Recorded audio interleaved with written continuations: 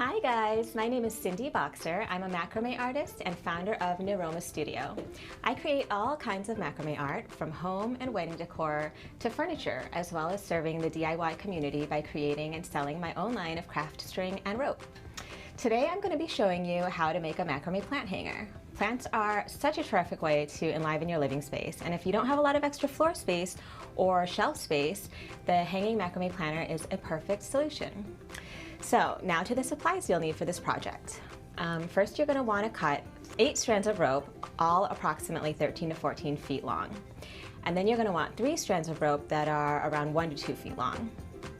Next, you'll want a small wood or metal craft ring, a pair of good scissors, a measuring tape, a garment rack or a wall hook, an S-hook, and finally your plant pot.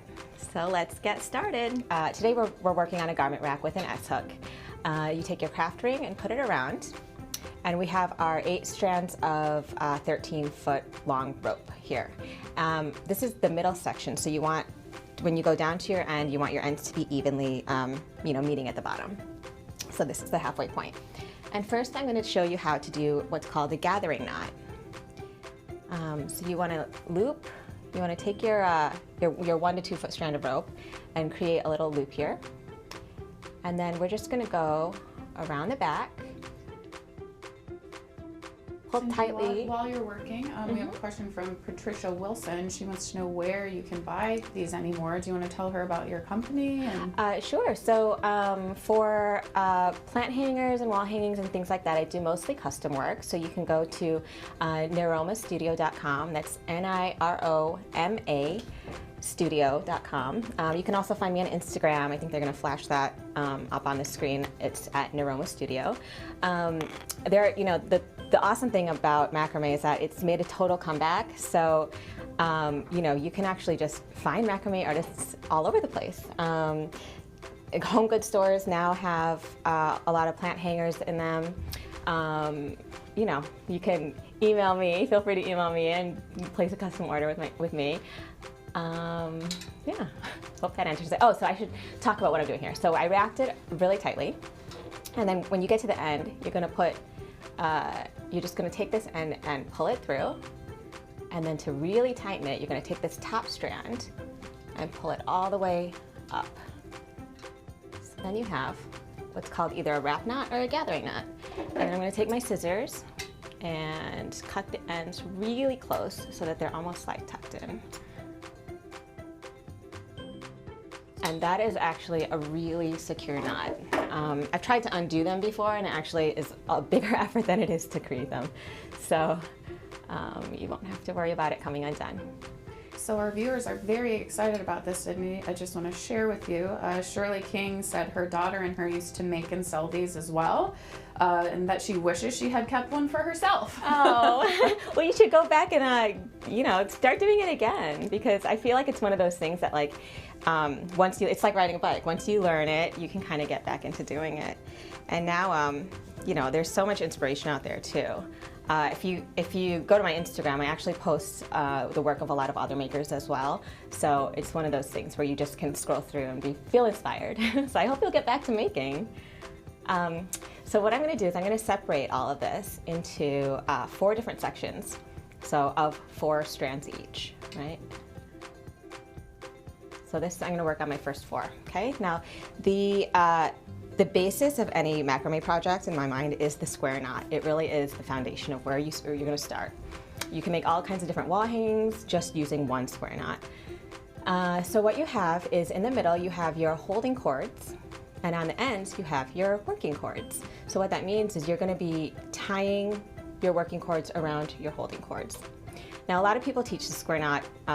There's a lot of different ways that people teach it, but this is what's easiest for me. So I always start on my left side, and I create a 4, and it goes, you go under, and then over your right working cord.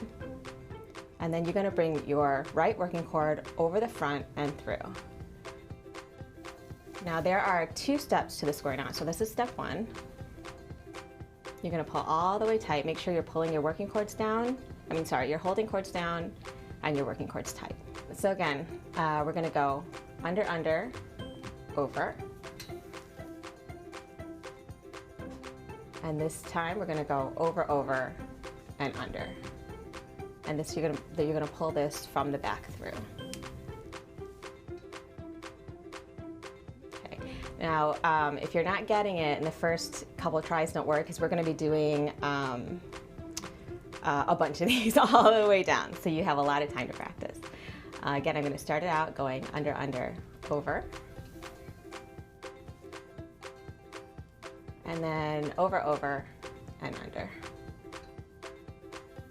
Also, perhaps you have a friend joining in, Lindsay Sarah. Oh, hi, She says, Lindsay. "You are doing awesome, Sin." Oh, you're so nice. Thanks for watching. So we're gonna do, when you have a row of square knots like this, it's called a senet. So we're gonna do a senet of 15 square knots. So right now we have 4. And how you can count it is you see these little bumps here. This is 1, 2, 3, 4 knots. So we're gonna be working on the 5th one now. You have a lot of fans on here. People keep commenting, "Oh my gosh, I used to do these in the 70s and the 60s." Oh, People are that's so very awesome. stoked to see this again. It's really funny, you know, because before I was born, I don't want to totally date myself, but before I was born, my mom did macrame, but I never actually learned from her how to do it. I just remember there being like plant hangers around the house, and she made like a macrame purse once. So you can imagine how surprised she is that I am now making a living doing this. It's kind of freaking her out. Yeah.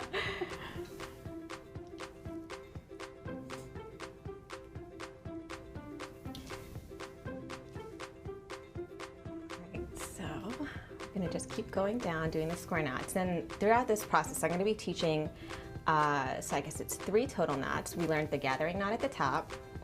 This is the square knot, and then later on we're gonna be learning the spiral knot. And if you look in the upper right-hand corner of your screen, you're gonna see an example of how this is gonna end up. Renee Lathan says, "This looks so cool and professional, like it's store-bought." Oh, So- that's so nice.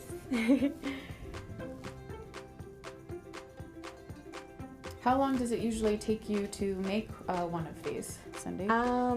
You know, it really depends on the design. If I'm gonna do a lot of knots all the way down, then it can take anywhere from, you know, half hour to an hour. But you know, you can choose your design based on how much time you want to put into it. So if I wanted to do something much quicker, I could literally do like maybe 5 square knots up here, nothing, and then start working on the bottom. Because even if you have your hanging planter, like as it's hanging, it'll be straight. So it just depends on what kind of design you want. Okay. Yeah. But today I wanted to show you as many knots as possible over this hour-long time period. So I'm making it. I did a long. We're doing long senets. Rose Marie says she loves making these, but she can't find the mainframe anywhere.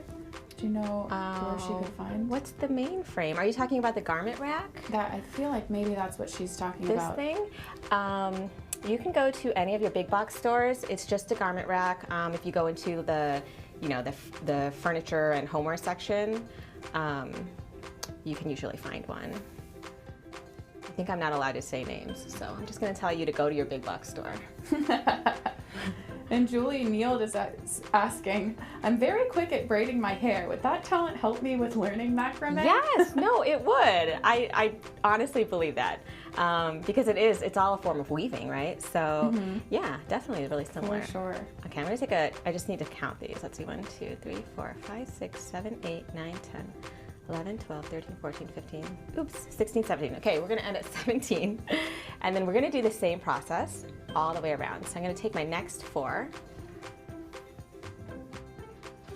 and do another senet of square knots. Okay, so I'll talk this through one more time for those of you following along and are trying to learn how to do your square knot. We're going under the 2 working cords and over this one on the right and through the top. Then you're gonna pull tight, make sure everything's pulled very taut. And then your second step, we're gonna go over, over, under.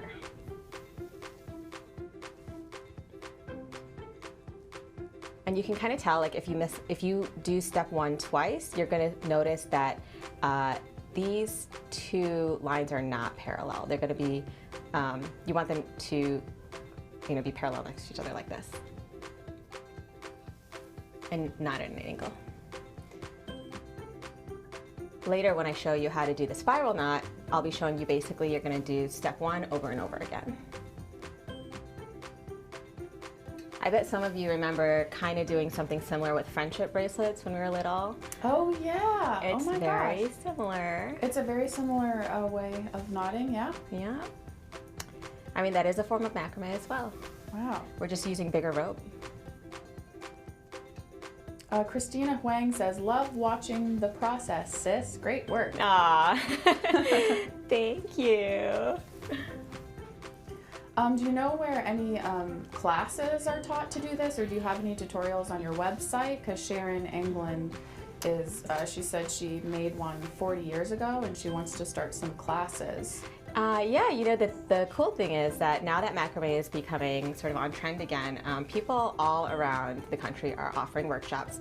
I do workshops in New Jersey and New York. I'll be teaching one in Brooklyn in September, one or two actually, and then probably in, in a New Jersey city sometime this fall. But you can, I think the best thing to do is if you are the kind of person who can learn online.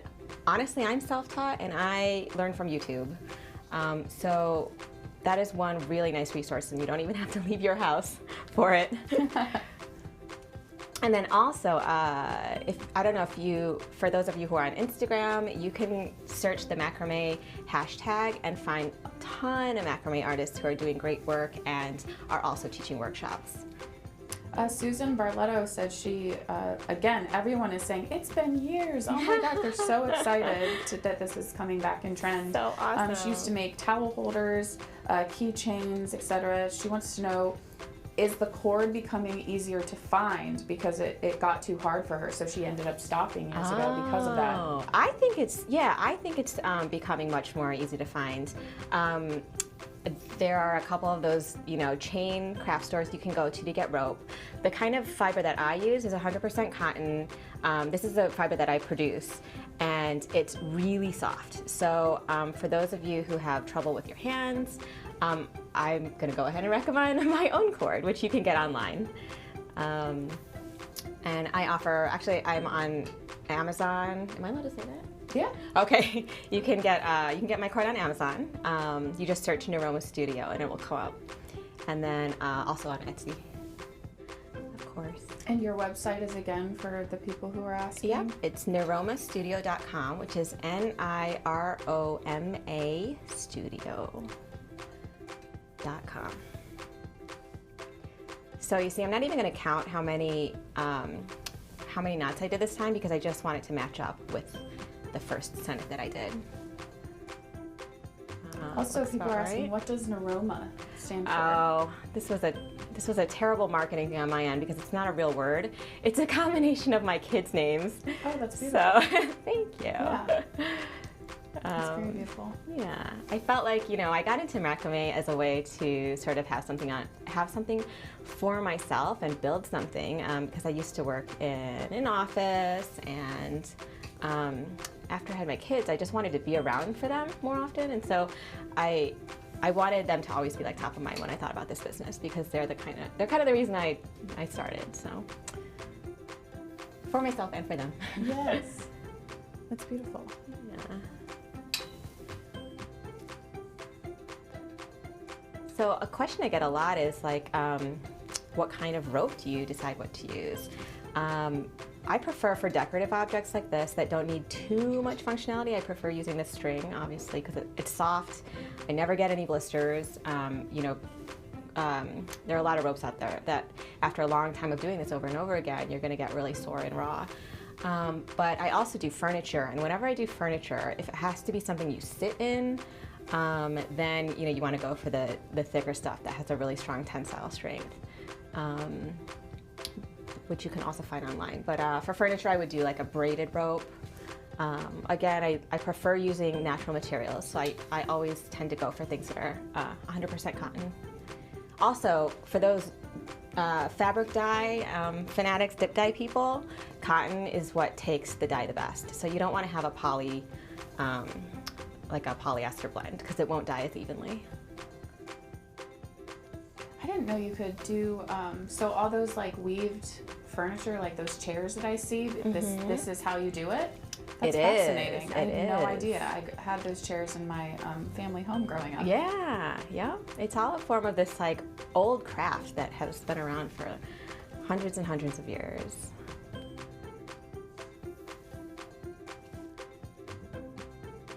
Well, it looks like someone else could possibly have a similar story to you. Jean Phillips, she said she needs to learn this. Her mom did this way back when, and she never paid attention. So it could be...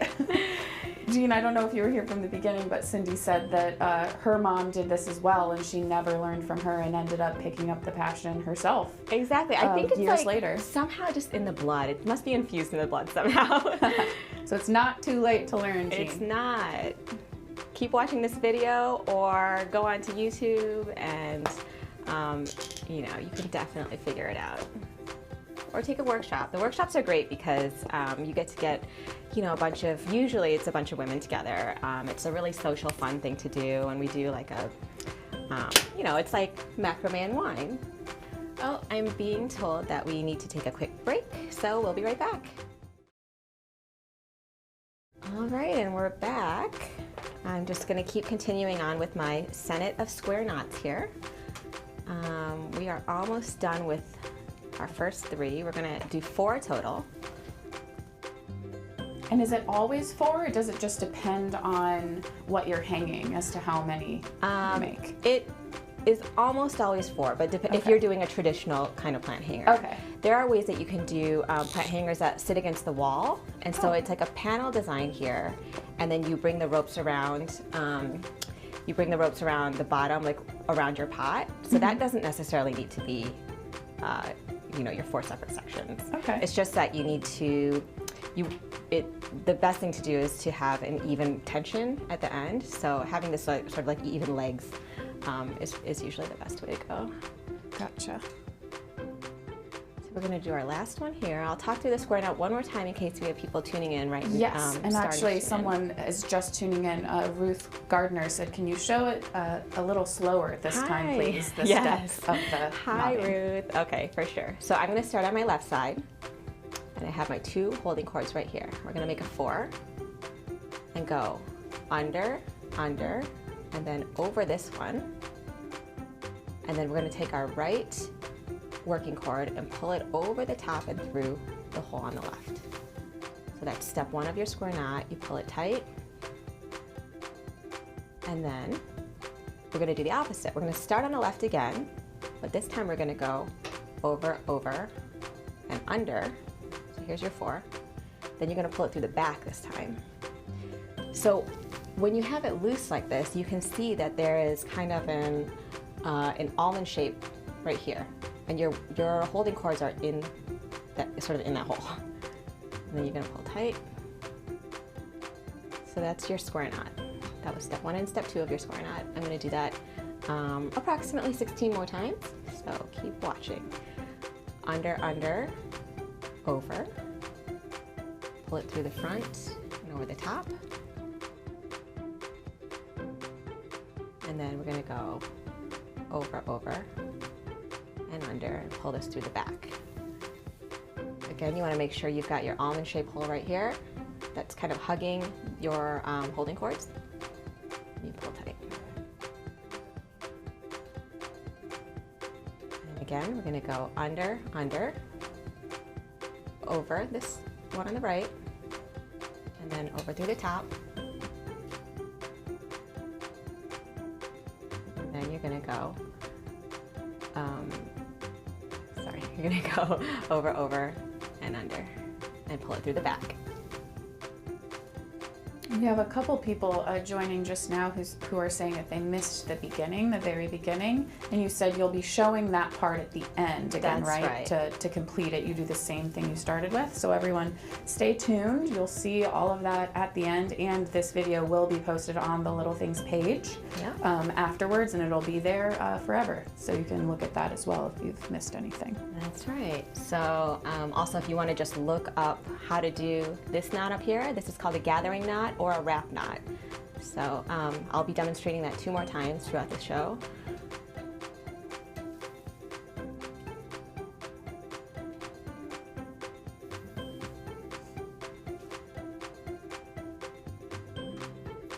Linda Shirtlift says she's teaching macrame at a Saturday school, and that the children she's teaching love it. Oh, that's so great. I want to start teaching my kids. They're 3 and 5, so they're a little young, I think. I was kind of thinking in my mind, as soon as they start knowing how to tie their shoes, then I can start getting them in on this process. Oh, yes. Right now, all they do is pull on my work.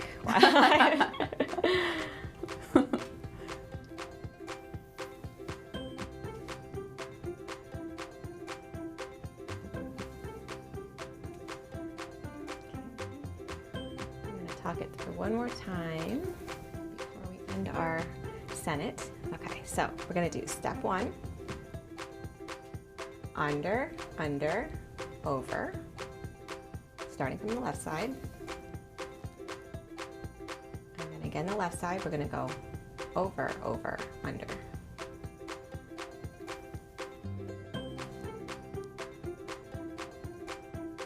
Again, under, under, over, and across the front, and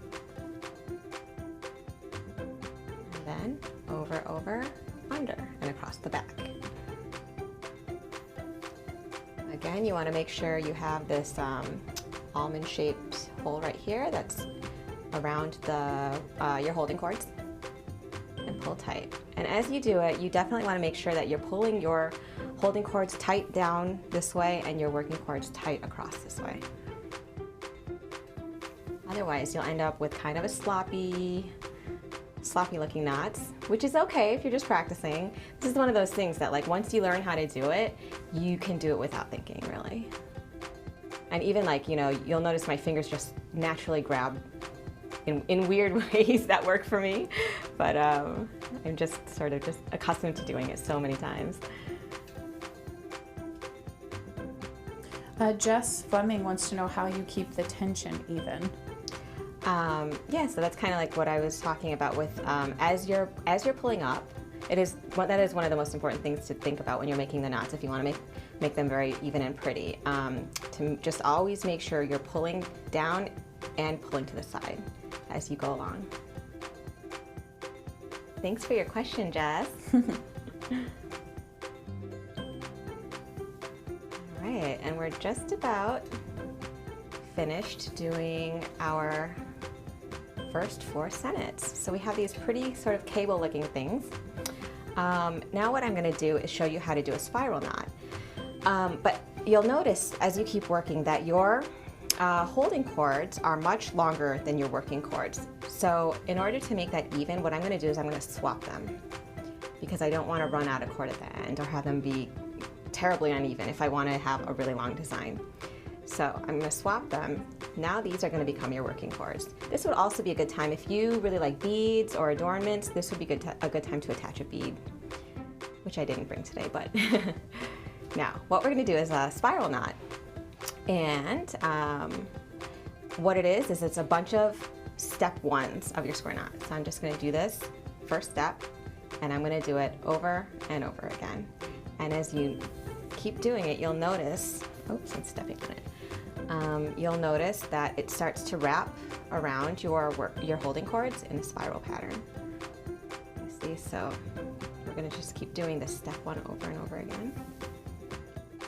And this pink rope that you're using, where is it from again? It's specifically, you've crafted this rope? Did you mention that? It is. This is a custom color that I've developed with my manufacturer. And in my shop I offer a bunch of different colors, and it kind of changes seasonally because I only order in limited quantities. But I have neutral colors that I offer all the time, like black, gray, and navy blue. And then I have a pink, kind of mint green, and a mustard. Mustard is it's really popular in the fall. So yeah, I developed this rope. You can find it at niromastudio.com. That's my website. It's NIROMA studio.com. Amazing. That was Jess Fleming again. She was specifically wanted the pink rope. Oh, awesome. Yeah, so I called this papaya pink because it reminds me of the meat in a papaya fruit. And then I also offer a blush pink, which is a much paler version of this. But I chose the pink today because I think pink and green, so with plants, pink and plants, work so well together. I don't know, do you agree? You can look in the upper right corner for what we're making. I think it looks awesome. It's very pretty. Yeah. Kathy Stark says this looks amazing for all of her crafty friends, but she doesn't think there is any way that she could do it. I feel like it's something, like you said, there's classes that you can take. You teach classes, there's YouTube tutorials, you have videos on your website, so I don't think it's necessarily out of reach for anyone. No, a shot, definitely right? not. Definitely not. I truly think anybody who wants to can do it. But you know, if you're not one of those people who, I have a friend who's always like, I just don't have the patience. So that's one thing. Like for me, it's very meditative, and in a way is like a mental self-care thing. But if you're like on the go kind of person, you need things immediately done, then you're the kind of person who should just buy one from someone like me.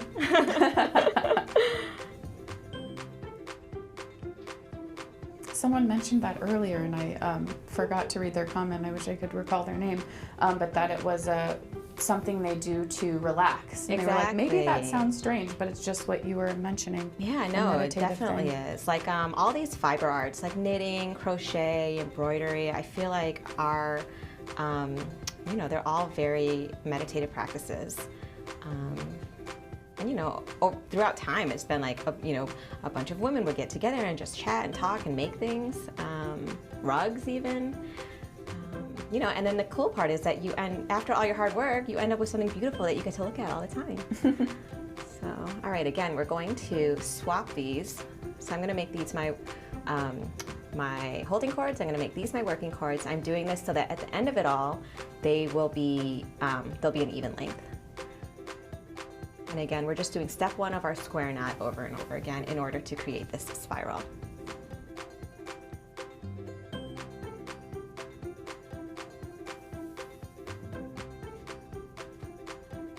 And on your website, does it show all the type of work you do, like for furniture and these macrame for plants and any other thing you can use macrame for? Yeah, I have, well, on my website, I have, you know, a few examples of sort of each category up in my, in the gallery section. But I would say that the best and the widest breadth of examples would be to go to Instagram, go to my Instagram, where I post all different sort of uses for macrame. Furniture, people are doing, you know, pacifier clips and keychains, yoga mat holders, I'm trying to think, shelves, yeah, like hanging shelves using macrame, which are beautiful. It's amazing how many things you can use this for, and I feel like it would also be something great to learn because you would be the best gift giver. Yeah. To all of your friends, no matter what their passion is or what they do, you could figure out something unique to make them. It's true. Baby mobiles, lanterns. I've made a couple lanterns, although I have not electrified them because that scares me a little bit. But just, you know, this sort of chandelier, hanging chandelier kind of thing. Those are beautiful. But yeah, I kind of feel like you can, if you can think of something, you know, if you can think it up, you can kind of macrame it. What I do for the furniture is I have a partner who deals in vintage wares, and so he'll go out and find frames that are like really beautiful ones, like mid-century chairs. I did a room divider, like a 3-panel shoji screen that he found. So yeah, you can, you know, you have really no limit with this, I feel.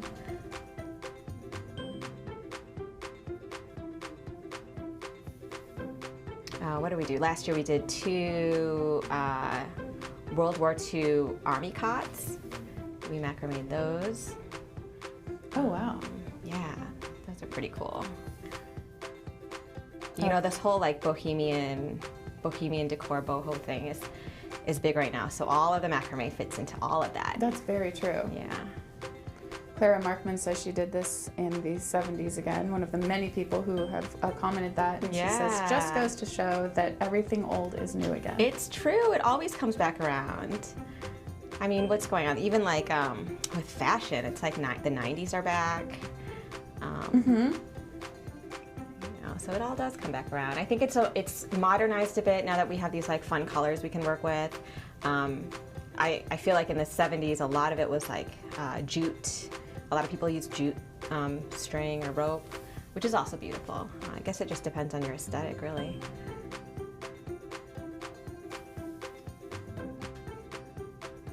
Going off the many things you can do with this, Debbie Tidro said that in the 70s she made a swing for her baby. Oh, that's wonderful. I actually had a request last year, somebody who wanted me to make a bassinet, like a hanging bassinet, and I really wanted to do it, but my husband was like, you know the liability if that thing gets messed up? Oh, yeah. So he was telling me true. I shouldn't do it, only for our own kids. But yeah, I mean, the thing is that you have this much rope, the chances of anything going wrong with like it falling through it's really small. The rope is so strong when it's all knotted together. So yeah, that is one of the things I think I will do, just maybe for a personal friend. And we have more comments about the pink cord and questions about where the supplies can be bought. So the pink cord, you specifically created with someone you team up with who makes stuff for you. And you can find that on your website, correct? And then the supplies can also all be found on your website or any crafting store. That's right. These rings, you can use any kind of ring really that you might want. Oops. And kind of any size, but I would say you would want it to be a minimum of this size, which is 1.5 inches. The hole is 1.5 inches because you want space for the hook that you're going to hang it on in the end and for the rope. So some people use really thick rope and you're going to want maybe a bigger ring, but it's really up to you. It's your aesthetic. They have metal craft rings, plastic craft rings. So it's really just what you prefer. And again, yeah, the string you can get, this kind of string, which is very, very soft and 100% cotton, I sell through my website. And you can get just a regular kind of rope you can get from your big box craft stores.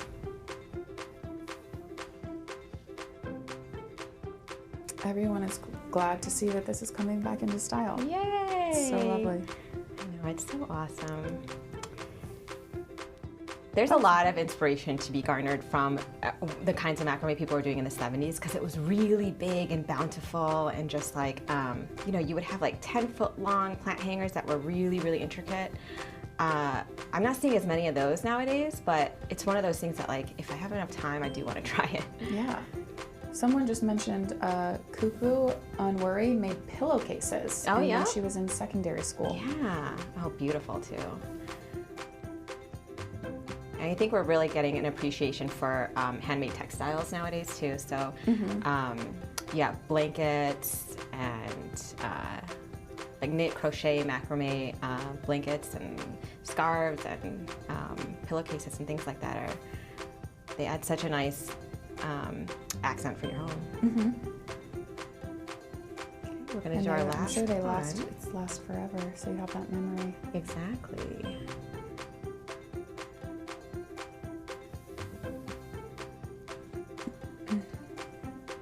What is your turnaround for people who are interested in buying through your website?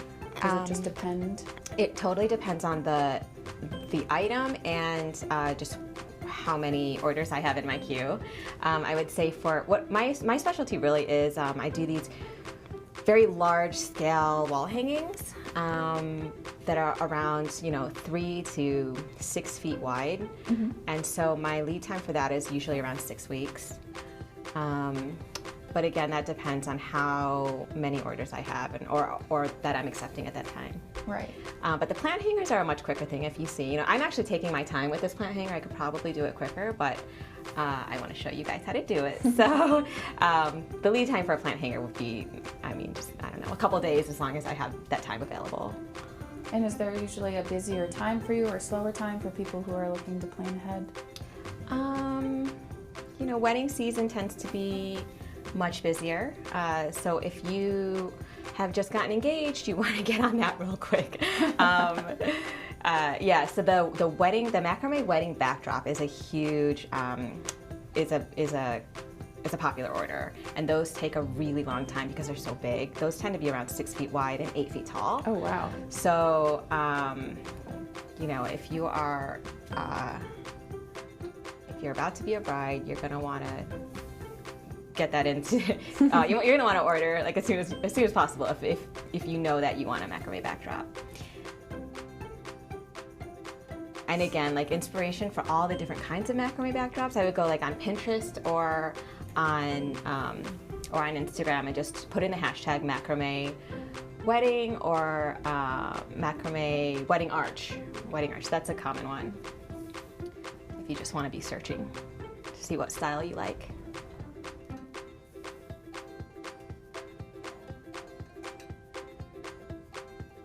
All right, so we're almost done with sort of hanging leg portion of this. Oh, and I am being told we need to take another quick break. We'll be right back. All right, welcome back. Those are some quick ad breaks. Girl can't even get a drink of water. Anyway, so okay, we're almost done. We're gonna do our last one right here. So we're just gonna check that everything is even. And it's, oh no, I gotta do maybe one more here. You see, I'm not counting this anymore because at this point you really can eyeball it. That's about right, right? Okay, so we have our 4 hanging elements right here. So next what we're gonna wanna do is take 2 of these and we're gonna make them meet. So I'm gonna take 1 holding cord and 1 working cord from this side, and I'm going to take 1 holding cord and 1 working cord from this side, and we're going to have them meet in a square knot, approximately 6 inches down, 6 to 8 inches down. This also depends on the size pot you're using. Today my example is going to be done with a 5.5 inch pot, so that's why I'm doing it at this length. So I'm going to do 2 square knots here, just to give a nice little, cute little design. And then we're going to want to take these 2. So this, you're going to have this become your outside working cord, and this is going to become your holding cord, and we're going to meet it with the one next to it. So we'll take these, bring them together, and then go approximately so it matches up next to the one we just did. Do the 2 square knots here too. And Cindy, while you're doing that, we have someone tuning in from Scotland, Oh. Jacqueline Jordan. I want to share this sweet note she left. She's totally mesmerized. She and her wee sister, she said, used to do crochet, knitting, embroidery, darning, but they also got taught these things at school, and her wee granny taught them as well. That her grandma made it look easy, and she also finds it very therapeutic, which is something you mentioned earlier. So wonderful. She loves arts and crafts. She says this is fascinatingly beautiful. Hi from Scotland. Awesome. Thanks for joining. Thank you, Jacqueline. Yes. See, that's one of those things. Now that I've mastered macrame, I really want to learn how to crochet and knit. Again, my mom knows how to do both of those things, but we just haven't had time to get together for her to show me how.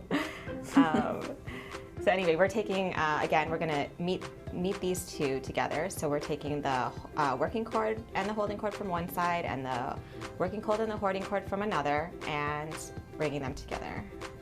And we're gonna do the 2 square knots here. And the length, how much space you leave here really depends on a couple things. Like if you are using a very tall plant that you're expecting to grow very tall, then you're gonna want there to be a lot of space in here. But if you're using a more sort of cascading type of plant that will grow downward, then you don't need that much space. Kerrigan Fox wants to know, do you ever listen to headphones and music while, oh my while gosh, you're doing this? Totally. Or do you do it in silence? I know, I don't do it in silence. I can't do anything in silence. Oh no, I turn on, I like all kinds of music. I do a lot of like electronic trance because it's like not distracting because there's no words usually. And it's also very energetic. So if I want to keep my energy up, if I have to do a nodding marathon and get something out by a deadline, then I will turn on the electronic music and just go to town. So what I'm going to show you here is I'm going to take the pot so we can see where it's going to land. And you want these little elements to reach around the middle. It doesn't have to be perfect, but that's sort of like a good rule of thumb, is to have these land in the middle. So what we're going to do is take these two and have them meet again. We're going to create square knots here, and those eventually will go underneath and meet in the middle to hold the pot in place. Let me get to doing that. Okay, so I'm going to take these neighboring pieces and bring these together in 2 square knots.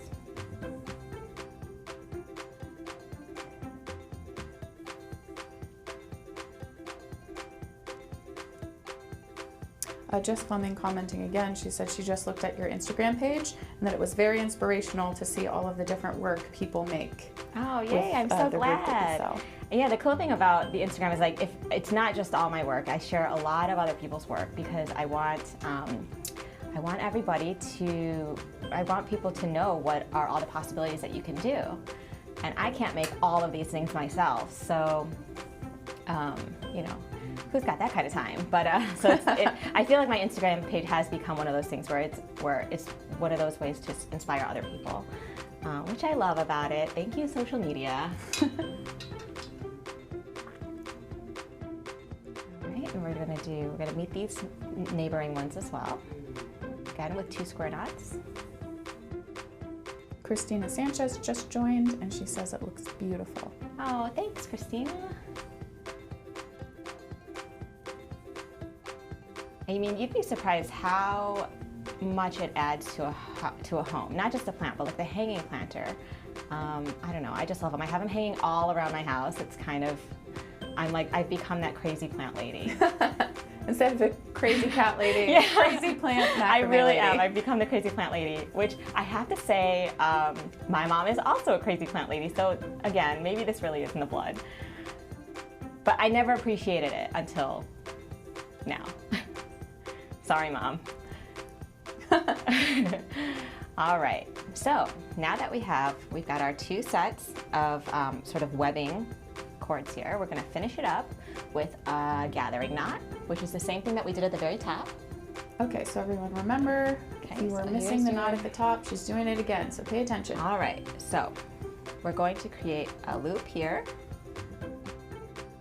and I start going around this way just because it's easier for me. If you're left-handed, it might be easier going the other way. And you just want to pull these very tight as you're going around, you're wrapping around. I'm gonna go just until I run out of rope. You can make these as long and thick as you want. You can use any color you want.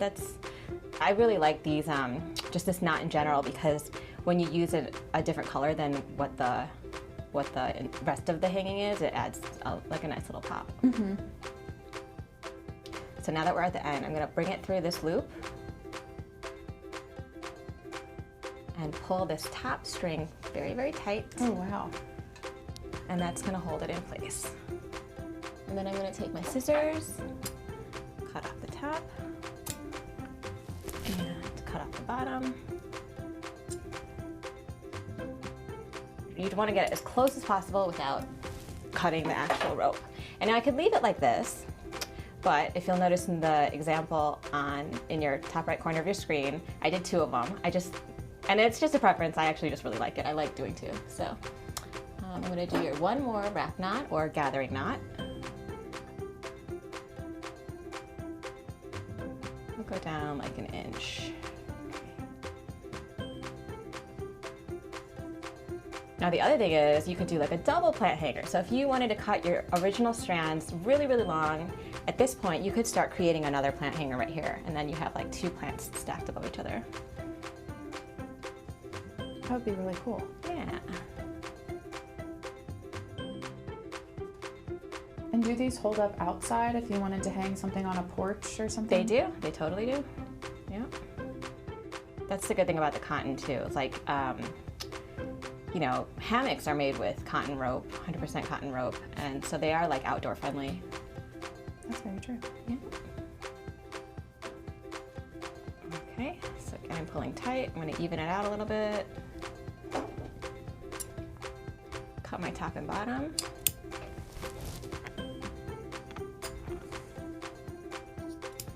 And we are basically done. Let's just see how our pot looks in here. There we go. Wow. That looks absolutely stunning. Thank you.